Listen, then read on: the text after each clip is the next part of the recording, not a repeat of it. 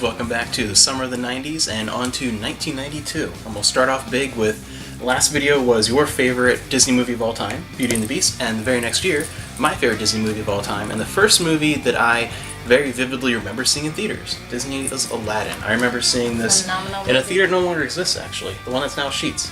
Oh, yeah. Down near my aunt's place. That's actually, I remember seeing that there. I saw two movies there. And that was the first, that's the first movie. Actually, I don't know if I saw a movie in theaters before then, but it's the first time I remember actually going to movie theaters and saying, like, it's very, very different, but I remember seeing that specifically in theaters, and that is still to this day my favorite Disney movie of all time, Aladdin. It's definitely up there. Another good movie came out that year, one that is definitely a 90s movie, very defining of a generation. It's Avatar. Oh, wait, just kidding. Yes, yeah. It's Fern Gully. The original Avatar. The real. Yeah, some scenes are actually in there. It's very interesting, yeah. But Fern Gully, yeah. Save the planet. That's one of those really good non-Disney movies from the time. Yes. There were those handful of there were a lot. There were a lot of really good non-Disney movies. But one of those they ones just didn't get as much attention. Yes, exactly. And that's one that I think has really stuck with a certain generation over the years. I love Fern Gully. If you haven't seen Fern Gully, see Fern Gully. Incredible. Very 90s. Very save the rainforest. Save the world.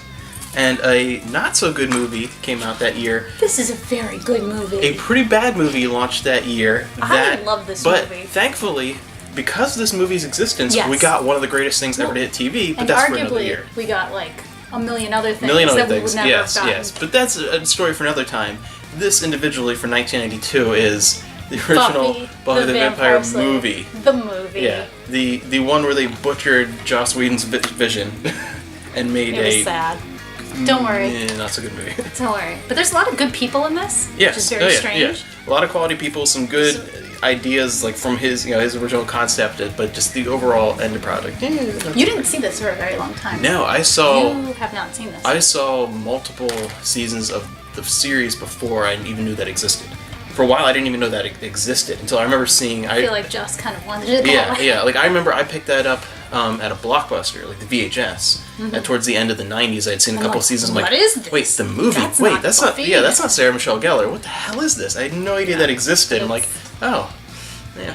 But like, look at you got Luke Perry. You have all kinds of '90s people in here. So. But and another great movie that year, and one of my. I think it's become one of my favorite Christmas movies because it was a tradition with my family, but Muppet Christmas Carol. That I'm not as big of a fan as you are. I loved it, and I think part of why I loved it was every single Christmas Eve we watched that movie on VHS. We watched it every single year, and I think that just became a tradition over time. And I love the Muppets, obviously, but I think it's one of my favorites just because that was a childhood tradition, watching Muppet Christmas Carol. Absolutely loved it. That wasn't... Yeah. I could sing like the whole thing. The whole thing memories like just every scene. I remember as a kid crying just the ones that love is gone, and her nostrils flaring and she but it was just a fabulous movie. Yeah, one 90s, big 90s Muppet movies were fantastic. Yeah, amazing. And then moving on to TV, some really good stuff here too. Batman the Animated Series, which definitely for me that's what I think of when I think of Batman. Yes. I don't think of that's the newer. Batman. Yeah, the newer. But I think to me, I think that's the definitive Batman and the definitive Joker, like Mark Hamill and like that. When I think of Batman, I don't think of like there's some good stuff about the new ones. There's the campy style of the '60s. Like there's all the millions of different comic series. But like when someone says Batman, the first image I get in my head is from the '90s animated series. But I think that's most of the superhero movies for us. Yeah. I mean, like X-Men.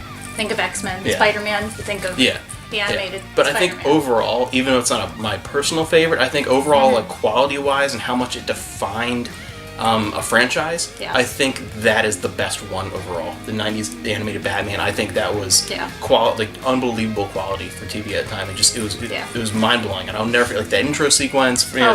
It's so definitive for that character. For me, like that's Batman to me. There's no one else's Batman.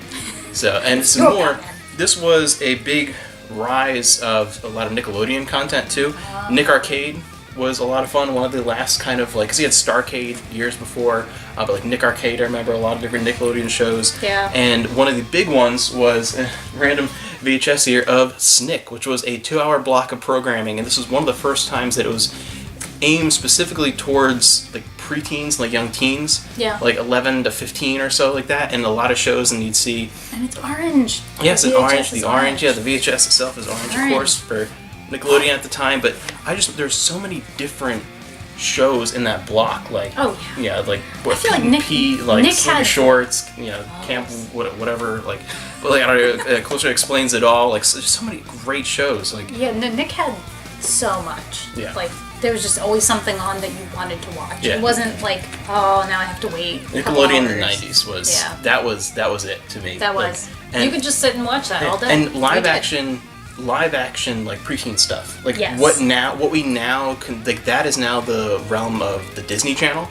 In the early 90s, that was the realm of Nickelodeon, and like specifically better quality, much better good writing, stuff. better, but just it was fantastic. But Nickelodeon, and that was like when I really heavily got into Nickelodeon. A lot of the kids stuff like Rugrats and stuff, but the teen stuff was really cool. Took off. And in anime news, you had 2 amazing series that came out that year. The actual anime, the manga was before, but the anime series, Sailor Moon, started that year. The anime that you've all watched, yes, even if you're a boy, and also the anime for Yu Yu Hakusho.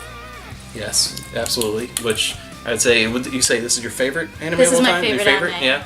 Yeah, it beats out Sailor Moon. Yeah, this is my top 3 here. That's my favorite. Yu Yu Hakusho, so absolutely incredible, a huge year. And fun fact. Yes, exactly. Fun fact: the creator of Yu Yu Hakusho and the creator of Sailor Moon are married. Yep, and they both launched and like timeless classics. Yep. Next up is one of the biggest ones of the year, the launch of something that took over scholastic magazines in elementary schools across the country. You cannot forget, you hold them up there, a good chunk of them there, Goosebumps, launching that year. So the rise of Goosebumps, the takeover of every single child's reading time, Goosebumps, yes. Reader beware. You're in for a scare. Bum, bum, bum, bum, bum. But Goosebumps was everywhere, and there were over 60 in the original series, just like a couple of years. I remember like when that came out, just getting those paper scholastic magazines. I don't know if you guys remember that, getting in school. Those? I miss those. Circling, and you always bought the Goosebumps books and like maybe something else, and the school libraries are packed with them. Goosebumps was inescapable if you were in elementary to like middle school in the early 90s. Goosebumps was everywhere. It just took over everything for a short period of time and added into the 90s thing we talked about before with Are You Afraid of the Dark coming out, that there was such a focus in the 90s on spooky, scary ghost things for like specifically for kids, and this Goosebumps gave rise to things like Dead Time Stories and like a million other series like that. Bunnicula. That was 80s. That was but it was such a focus in that time period, and Goosebumps was the undisputed king of that. By far the most popular, whether you're a big fan or not. But, so Goosebumps, one of the best things of this year, something that's very defining of the 90s. Oh yeah. Absolutely incredible. Another one, the Sega CD was released that year. And we got amazing games like this. Yes, that played that. It's like the most underrated, just like peripheral extension of a console of all time. How many people had that? It sold okay. It was alright. But the problem was in North America, stuff like Crime Patrol, like American Laser games, that and like Sewer Shark and stuff, that was what was on the commercials. That was what was shown mostly in stores. Like, you didn't see a lot for like the Working Designs RPGs and all the other stuff, like Rise of the Dragon, like even Snatcher, which now everyone's like, oh my god, I have to have Snatcher on Sega CD. It didn't sell that well over here. But yeah, Sega CD was definitely a system that had a lot of great stuff, but I don't think I knew anybody that had one. Because it was like, I think maybe like one person I knew had it, and all they had was some FMV games. We never played it. It wasn't until much later that I got into the Sega CD at all. Yeah. Like, I always knew that there's some really good games that existed on it, but just like, it wasn't until like way afterwards. It reminds me of computer games. Yeah. Because a lot of the FMV stuff I had was on computers. Yeah. So it reminds me of like a computer game, but like with like a controller and like a gun. It was like Genesis games with FMV videos slapped on, because like the whole idea of like, oh my god, CDs at the time. But the games that actually utilized that technology properly just didn't get really, like, they weren't in the showcase. Like, they weren't. So it's like the Wii. Yeah, it was the same type of thing. We're like, there's a lot of good stuff. It has a terrible reputation, but Sega CD is actually really, really awesome. Go check out Vampire Mike, Sega CD Universe. He'll tell you so. Couple other great games. Wolfenstein 3D, which blew my mind back then. I remember playing that like crazy on my computer, and the first time I played was actually at my cousin's house. I had my cousin Charlie, who ended up dying like a couple of years like after that, around Christmas time. That was one of the memories I have with him. specifically is playing Wolfenstein 3D on his computer because I wasn't allowed to have it.